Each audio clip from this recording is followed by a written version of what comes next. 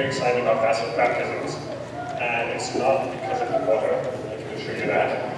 For those of you who haven't been to a baptism yet, or not quite sure what this is about, I'd just like to share very briefly why we do this, and then I'll be inviting Chad, Jordan, and Jill in as well. So, very basically, baptism is a step of obedience, because the last word that Jesus said before he left this earth was, "Go into all the world and make disciples, and baptize them in the name of the Father, the Son, and the Holy Spirit, and teach them to obey commandments." So it's a step of obedience. And more than that, we just sang a song about the promises of God.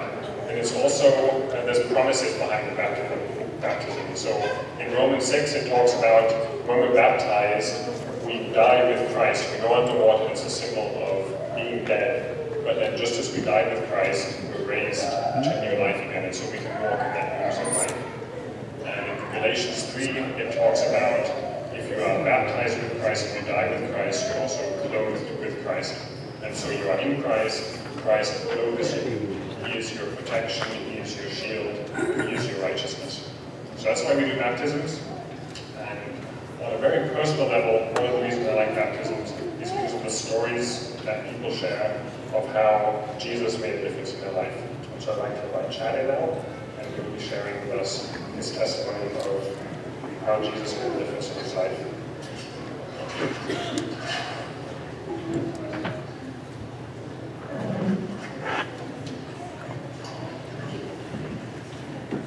Good morning, everyone. So obviously this isn't going to be your typical grew up in a Christian home and accepted Jesus into my heart at a young age kind of testimony. Considering I'm going into my late 20s and finally getting baptized. In saying that, I did grow up in a wonderful Christian home, and would like to thank my parents and family for their prayers and support over the years. I remember countless times kneeling at the side of my bed and asking Jesus into my heart in complete fear of death and hell, but never really truly getting it. So where did I go wrong? This is a question I've battled for years. Why couldn't I be like others and get baptized and live the Christian life? After high school, I lived a double life, coming to church on Sunday, but that was the extent of my Christian life. An event happened in my life that brought me very clearly to a crossroad, and it's only by God's grace I turned the right way and followed Him. God used what I thought at the time was the worst thing ever to reach me. To this day, I still don't know why I didn't get baptized at this time. Why did it take another 6 years before I would get baptized? In the last 6 years, I've grown a lot in my faith. Whenever baptism came, I would find some excuse not to get baptized. Excuses like, I'm not good enough and I'm too busy with life. I realize now why it was so easy to push it off. I was simply not ready or willing for my life to be changed. I'd like to thank whoever decided to do the Roman series. I've learned a lot the last couple months, but Gord's message stands out the most. The key verse was Romans 7:15.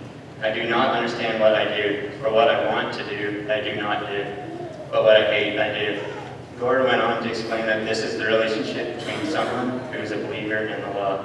It simply doesn't work. Growing up in a Mennonite home and church, there was lots of things that I didn't do, or you didn't do, because of church rules and not your own decision. I was a slave to the law, to rules, and most importantly, my self-expectations of what a Christian should be. Gord said, it only brings you misery to think that you can bring yourself more holy by keeping your law, the Christian law and church rules. I can't explain the freedom I felt hearing those words. Finally, I understood. So yes, for most of my adult years, I've been living in misery, trying to do it myself, trying to make myself perfect enough to get baptized. Ron's message last Sunday was titled, Which Voice? Throughout his message, I wanted to stand up and say, Ron, this is my testimony. He explained how there are two competing voices for salvation. The first is I must do, and the second is Christ has done it. I was robbing Jesus of His glory and righteousness. I was trying to save myself. The stubborn me was trying to do it for my glory.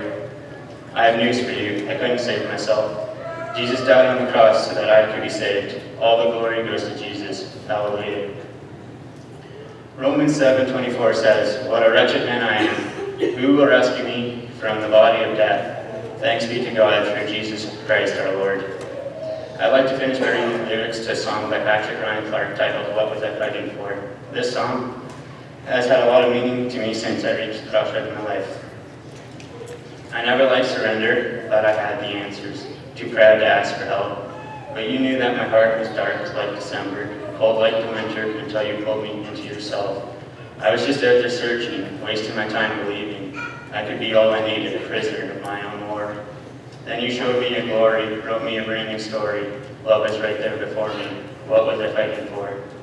Thank you for mercy. I am so undeserving. You could have left me on my own, stubborn and alone. But that isn't like you. Yeah, you do what you do. You bring your people home. In the moment I gave you my heart was the moment I started living for the first time. And the day that you lifted my eyes was the day I came alive. I came alive. Now I'm alive, and you're all I'm fighting for. God, you're all I'm fighting for.